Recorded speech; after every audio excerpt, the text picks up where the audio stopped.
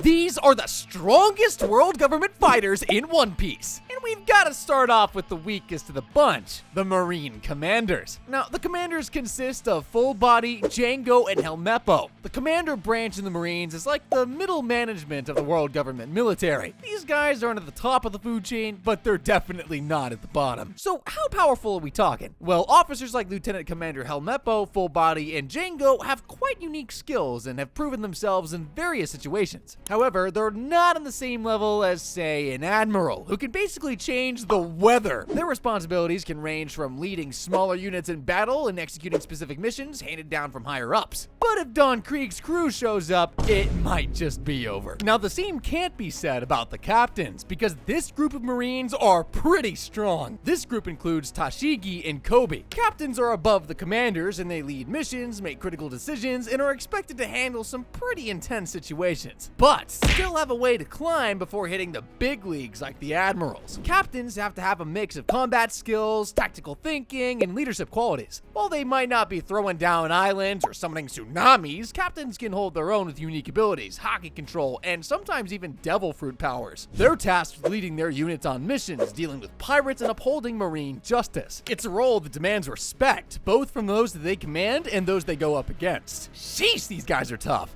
But not as tough as the Rear Admirals, because the Rear Admiral is the 4th highest rank in the Marines, meaning they have full command over all lower-ranking Marines and are known for being powerful fighters, and in some rare cases, Rear Admirals of high enough caliber are given their own crews. And this is also the minimum rank required for a Marine to be eligible to have a meeting with the 5 Elders. Some Rear Admirals of note would be Black Cage Hina, a prime example of Rear Admiral awesomeness, because she's also a former classmate of Vice Admiral Smoker. Her unique devil fruit power, the Ori Ori no Mi, lets her create and manipulate iron cages. She can literally trap her enemies in an instant. X-Drake flips the script a bit because he's not your typical Marine. He's actually a Marine who went undercover as a pirate. Before that, though, he was indeed a Rear Admiral, which speaks volumes about his abilities, and was even able to stand his ground against CP0 for a little while. Dang, these guys are no joke. But these next set of soldiers will go toe-to-toe with ex-warlords. The Seraphim are clones of the former 7 warlords of the sea, created using a combination of their individual DNA and the genetics of the Lunarian tribe. They undergo an accelerated growth process and are infused with the DNA of those who consumed a paramecia, allowing that unit to emulate the devil fruit abilities of the said user. Due to the incredible technology that must be invested in their creation and maintenance, the Seraphim are considered extremely expensive to make. So they are considered by their inventor Vegapunk to be the highest echelon of science conceivable, even referred to by him as the strongest form of humanity. Definitely a problem. But next up, we got some huge problem makers, the Vice Admirals, who've been around for quite a while, seen some stuff, and have the battle scars to back it up. They command respect, lead important missions, and are often the main force against the toughest pirates out there. If you're a pirate and you see a Vice Admiral coming your way, you know you're in for a bad time. And when it comes to power, Vice Admirals are no joke. Most of them can use hockey to predict movements and even make themselves as tough as iron. Plus, a lot of them have devil fruit abilities, making them even more formidable. Here are some of the most powerful Vice Admirals out there. Suru is known for her tactical genius and her devil fruit ability, which lets her literally wash and hang out her enemies like laundry. It's as hilarious as it is terrifying. She's respected across the seas for her wisdom and strength, and was part of the same generation of Garp and Sengoku, which we'll talk about later. Next up is Momonga, who's loyal, disciplined, and has faced down some pretty tough opponents without breaking a sweat. He doesn't have any flashy devil fruit powers, but his skill with hockey and a sword makes him someone you don't want to mess with. Sentomaru brings some serious muscle to the table as well. He's not technically a Vice Admiral by rank, but he acts with the same level of authority and power, especially given his role as the bodyguard to Dr. Vegapunk himself. And finally, Smoker. He's got the smoke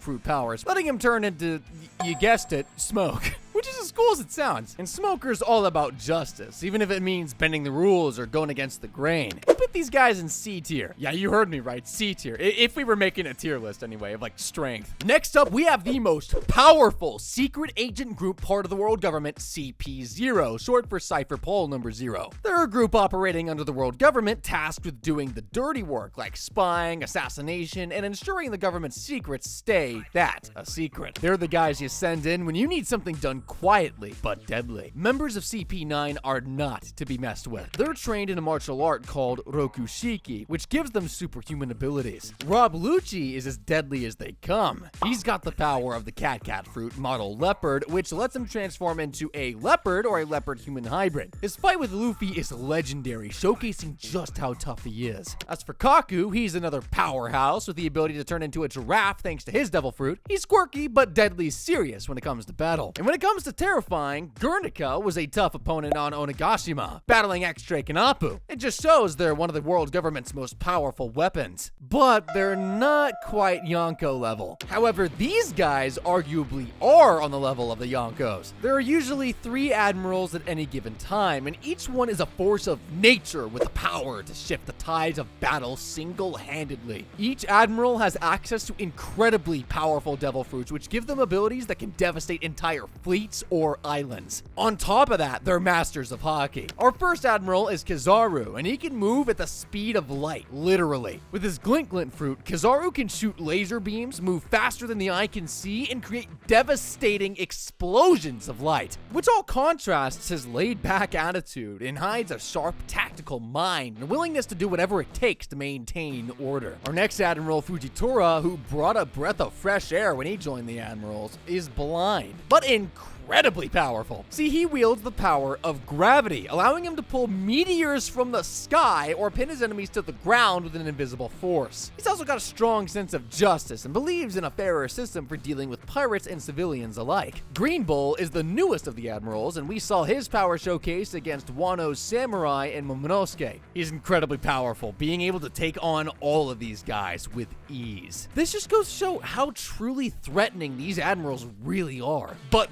this guy is the powerhouse of the Marines. Fleet Admiral is the highest rank you can hit as a Marine, having the final say on Marine operations, strategies, and missions. Akainu is the current Fleet Admiral, and let me tell you, this guy is as hardcore as they come. He's all about absolute justice, which basically means he believes in crushing pirates and anyone who steps out of line. No exceptions. He ate the magma fruit, which lets him create, control, and turn into magma. We're talking launching waves of lava, creating fists the size of trucks to smash his enemies into bits, and even melting weapons and defenses like they're made of butter. During the Battle of Marineford, he went toe-to-toe with some of the strongest characters in the entire series. But he ain't these guys who single-handedly gave Gold D. Roger a run for his money. Now, I decided to put Chief Kong, Sengoku, and Garp in their own category because these guys are just way too powerful, man. Now, although you can make the argument that Akainu can beat these guys, especially because they're past their prime, I'm still putting them this high up because of their experience and respect in the One Piece world. And for the sake of this list, I'll dub them the 3 strongmen. Starting with Monkey D. Garp, regarded as the hero of the Marines, he's insanely strong. Like, he can throw cannonballs as if they're baseballs strong, if that makes sense. He's a hockey master and has gone toe-to-toe with the most fearsome pirates, including the Pirate King, Gold D. Roger himself. Garp is a vice admiral, but don't let that rank fool you. He's had chances to move up, but always turned them down. He's more about being on the front lines than sitting behind a desk. Next up is Sengoku, which he's like the ex-fleet admiral of the Marines, but he's still part of the organization as the Inspector General. Sengoku's got the power of the human fruit model Buddha, allowing him to turn into a giant golden Buddha and unleash some serious shockwaves. He's a strategic genius and a hockey user, making him a monster on the battlefield. He played a major role in the Summit War of Marineford, orchestrating the battle against Whitebeard and his allies. His tactics and power were on full display as he managed the chaos of one of the biggest wars in One Piece. And lastly, Chief Kong. Not as much is known about Kong's abilities, but as a former fleet admiral and the current commander-in-chief of the world government, you can bet he's no slouch. This guy commands respect across the world, and you don't get to his position without having the strength and smarts to back it up. Kong is the big boss of the world government's military forces, overseeing not just the Marines, but also the Cipher Pols. Now, those are some scary grandpas. Speaking of scary, spoilers for the Egghead arc up next. The God's Knights are an order of knights in the service of the world government who act as the official law enforcers of the Holy Land Mary Joa and thus rank above the Marines. Their supreme commander is Saint Figurland Garling. The God's Knights count 9 members at least. 38 years ago on God Valley, Garling was already a part of the group, and he, along with his fellow knights, came to participate in the God Valley incident, meaning they potentially fought against the Rocks pirates with Roger and Garp. While the power collectively held by the God's Knights is still unknown, according to Sakazuki, their mere intervention in affairs to do with Mary Joa is troublesome for the Marines. In particular, the God's Knights seem to hold jurisdiction over matters pertaining to disputes between world nobles, with at least their supreme commander Garling having the authority to carry out death sentences on fellow celestial dragons. Yeesh, those guys are scary. But these next guys are the highest ranking authorities in the world's government. The 5 elders are the ones sitting at the tippy top, making the big decisions that affect everyone in the One Piece universe, from pirates to Marines to everyday folk. Picture them as the ultimate power group, running things from the shadows and deciding the fate of the world over a cup of tea. While we haven't seen them throw down in a fight, at least in the anime, you don't get to their position without being seriously powerful or influential. They've got the entire Marine Force and Cipher Pol agencies at their beck and call. Their real power comes from their authority, and the fact that they've got the world's most powerful military, you don't want to mess with them. And we actually got the reveal of all their names and what their field of politics are. We got J. Garcia Saturn in the Science and Defense Department, Marcus Mars in the Environment Department, Topman Warkry in the Justice Department, Ethan Barrett v. Newsjuro in the Finance Department, and lastly Shepard